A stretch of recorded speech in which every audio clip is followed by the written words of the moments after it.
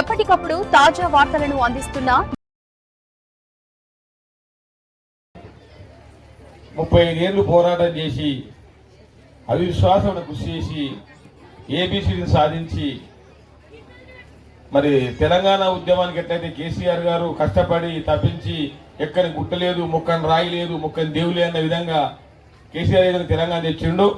ఆ విధంగా ఏబీసీని సాధించినటువంటి గొప్ప మహనీయులు మన మందకృష్ణ మాదిగ అన్న గారికి, అలాగే గౌరవనీయులు మరి తెలంగాణ ఉద్యమంలో కీలక పాత్ర వహించి మంచి మేధావి వక్త అయినటువంటి దేశపతి శ్రీనివాస్ గారికి, అలాగే తెలంగాణ ఉద్యమంలో మీకు రసమై బాలకృష్ణ తెలియని లేరు, ధూమ్ ధామ్ పాటలు ఆట పాట ద్వారా తెలంగాణ ఉద్యమంలో ప్రత్యేక పాత్ర వహించినటువంటి మన ముద్దుబిడ్డ ముద్దుబిడ్డ రసమై బాలకృష్ణ గారికి, అలాగే మన సూడా మాజీ చైర్మన్ రవీంద్ర రెడ్డి గారికి, మరి అడ్వకేట్ రవీందర్ గారికి, ఇక మరి మన భక్తులందరూ మరి పేర్లు మన దళిత సంఘాల నాకు పేర్లు అందరూ తెలివే కాబట్టి దయచేసి ఏమనుకోవద్దు.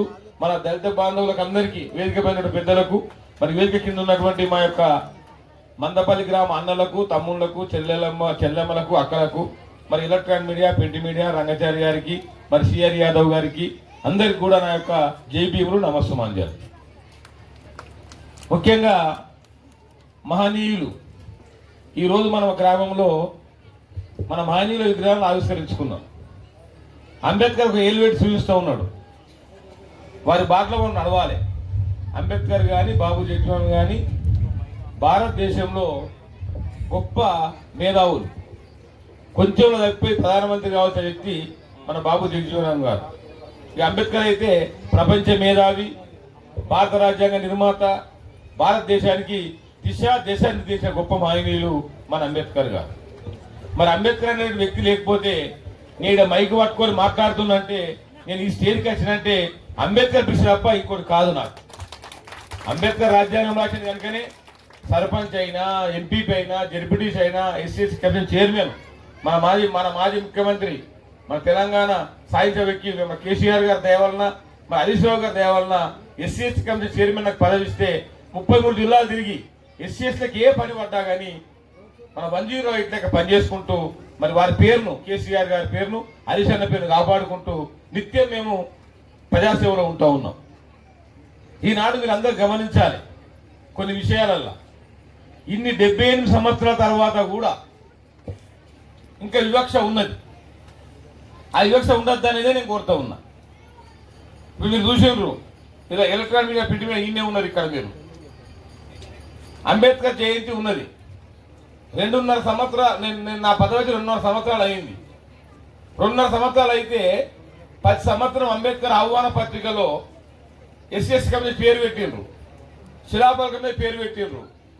ఈసారి నేను స్టేజ్ మీద చెప్పాదో నాకు తెలియదు కానీ కాంగ్రెస్ పార్టీ కుట్ర వలన ఒక దళిత నాయకుడు వెతుకుతున్నాడు, మీరు దొక్కేయాలని చెప్పి కరపత్రం మీద పేరు లేదు, ఆహ్వాన పత్రిక మీద. ఏమన్యాయం!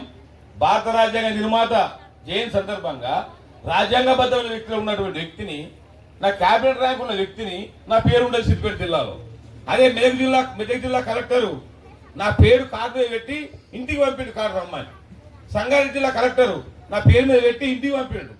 ఇలా రాష్ట్రంలో ముఖ్యమంత్రి గారి ప్రోగ్రాం ఉంటే తెలంగాణ తెలంగాణ మన ట్యాంక్ మండి మీద ఆడ పేరు ప్రింట్ చేసి నాకు కార్డు పంపిణీ ఇంటికి. అంటే సిద్దిపేట జిల్లాలో ఏం జరుగుతున్నది? కలెక్టర్ ఐఏఎస్ ఆఫీసర్ ఉన్నటువంటి మా హైమావతి గారు కాంగ్రెస్ పార్టీ ఏజెంట్లుగా పనిచేస్తూ ఉన్నారు. ఇది పద్ధతి కాదు, రాజకీయాలకు శాస్త్రం కాదు. ఇలా నాకు ఏం కాదు, నా పేరు పెట్టేంది హృదయాల్లో ఉండాలి, మీ హృదయాల పేరు ఉండాలి, మీ ప్రేమ ఉండాలి, మీ ఆప్యాయత ఉండాలి. కానీ ఆ పత్రిక పేరు ఉంటేంది లేకుంటేంది. కానీ 1 కోటి మంది ఎస్సీ ఎస్టీని అవమానపరిచినట్టు ఇలా ఈ మెదక్ జిల్లాలో ఉన్నటువంటి మంత్రి, ఇన్ఛార్జ్ మంత్రి వివేక్ గారు ఒకసారి ఆలోచించాలి. మరి అక్కడ సంగారెడ్డి మెదక్లో ఎందుకు ఉన్నది పేరు, సిద్దిపేట జిల్లా ఎందుకు లేదు? ఒకసారి ఆత్మపరిచయం చేసుకోవాలి. వాళ్ళ విధేయత వాళ్ళు చేస్తున్నా అది పద్ధతి కాదు. రాజకీయాలు ఉంటే రేపు పోతాయి. 3 రాష్ట్రాలు చలికాలం ఉండే, ఎండాకాలం వచ్చింది, ఇప్పుడు ఎండాకాలం పోయింది, వానకాలం వస్తుంది. మార్పులు సహజం, రాజకీయ శాస్త్రం కాదు. కానీ వ్యక్తులకు అట్లా అగౌరవపరచొద్దు, అది మంచి పద్ధతి కాదు. నేను చైర్మన్ ఉన్నా, నేను ఎప్పటికి ఉంటానా? రేపు ఇంకో చైర్మన్ కావచ్చు, మీద కావచ్చు, వేదిక ఉన్నటువంటి ఇంకో శ్రీనివాస్ కావచ్చు, ఇంకోళ్ళ కావచ్చు కాదు కదా. అది ఐసీఎస్ అగౌరవపరిచాడు కదా. ఇది మంచి సాంప్రదాయం కాదు.